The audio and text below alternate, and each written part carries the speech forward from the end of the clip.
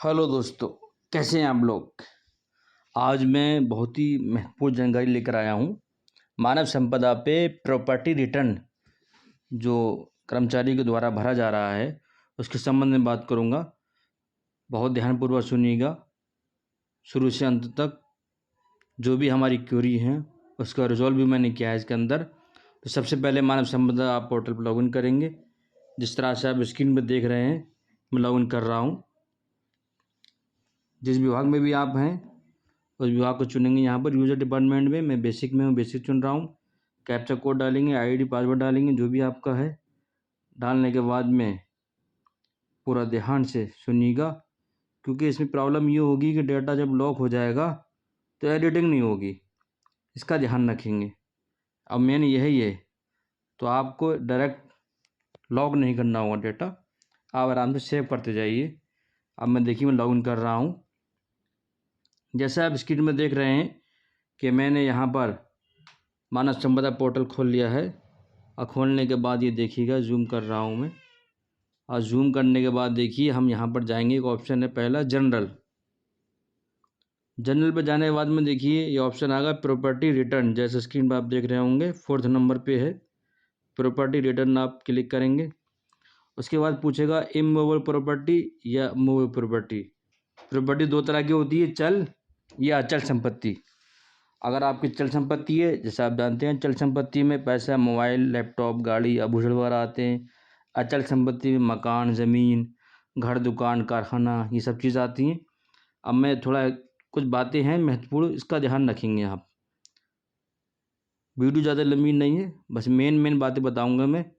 कि जिस तरह से आप अगर मान लीजिए चल संपत्ति भर रहे हैं मूवेबल, मैं क्लिक कर रहा हूँ मूवेबल प्रॉपर्टी। ये देखिए पेज खुल कर आएगा यहाँ पर। इस पर थोड़ा चर्चा करूँगा मैं कि करना कैसे है मुझे। रिटर्न ईयर आप फिल करेंगे यहाँ पर 2023 या 2024, जो भी आप फिल करेंगे यहाँ पर। डिस्क्रिप्शन, जैसे मान लीजिए मेरे पास कार है या बाइक है या स्कूटी है, तो डिस्क्रिप्शन में आप जो है बाइक या स्कूटी या कार जो भी है उसका नाम लिख देंगे। जैसे आपके पास अगर मेरे पास स्कूटी है तो एक्टिवा 6G लिख दिया आपने यहाँ डिस्क्रिप्शन में। उसके बाद आर्टिकल टाइप भरेंगे। आर्टिकल टाइप में क्या रहेगा देखिए ध्यान से, शेयर, इन्वेस्टमेंट, अदर। ये अदर रहेगा, ना तो शेयर है या ना तो इन्वेस्टमेंट है, ये अदर रहेगा। इसका ध्यान रखेंगे। कब आपने लिए, डेट ऑफ परचेज यहाँ आ जाएगी। उसके बाद आप यहाँ पर मोड ऑफ इक्वेशन भरेंगे कि ट्रांसफ़र है या गिफ्ट है या परचेज है। आपने क्या किया, इंस्ट्रक्टर वगैरह परचेज किए है आपने, परचेज करेंगे यहाँ पर। और उसके बाद यहाँ पर कितने रुपए की आपने लिए, टोटल वैल्यू क्या थी उसकी, यहाँ पर इसको फिल कर देंगे। और रिमार्क में आप क्या भरेंगे, जैसे मान लीजिए होंडा की है तो होंडा मोटरसाइकिल भर देंगे रिमार्क में, और कंपनी और गाड़ी का नाम। अब इसको सेव कर देंगे। मेन बात क्या याद रखनी है, मेन बात आपको याद रखनी होगी कि जितने भी आपके पास में मूवेबल या इमूवेबल प्रॉपर्टी होंगी वो सब सेव करते जाएंगे। और सेव करते जाएंगे, जिस तरह से बाइक है, मान लीजिए बाइक का सेव कर दीजिए, LIC वगैरह का वो सेव कर दीजिए, म्यूचुअल फंड है वो सेव कर दीजिए, शेयर मार्केट वगैरह का है ये सेव कर दीजिए। सेव करने के बाद में फाइनल लोग तभी करेंगे जब पूरा सब सेव कर देंगे। ऐसा नहीं करेंगे कि एक बार एक आपने भर दी प्रॉपर्टी, उसको फिर फाइनल लॉक कर दिया, फाइनल लॉक कर दिया, उसके बाद पेज खोलेगा ही नहीं। एक बात, दूसरी बात और है, यहाँ एडिट नहीं होगा। कोई भी डाटा आप फिल करेंगे तो यहाँ पर एडिटिंग नहीं होगी, इसका ध्यान रखिए। जब आप सिक्योर हो जाएंगे, डेटा आपने सही फिल किया है, उसके बाद ही यहाँ पर आप फाइनल लॉक करेंगे। दूसरा ध्यान ये रखेंगे कि यदि आपका कोई प्लॉट है या ज़मीन वगैरह आपने रखी है तो उसका विक्रय पत्र आपके पास रखा होना चाहिए। विक्रय पत्र में सभी कुछ लिखा होता है उसमें। ये तो बात कर रहा हूँ मैं मूवेबल प्रॉपर्टी। मूवेबल प्रॉपर्टी आप समझ ही गए, कार है, बाइक है, स्कूटी है, या इन्वेस्टमेंट वगैरह LIC वगैरह का।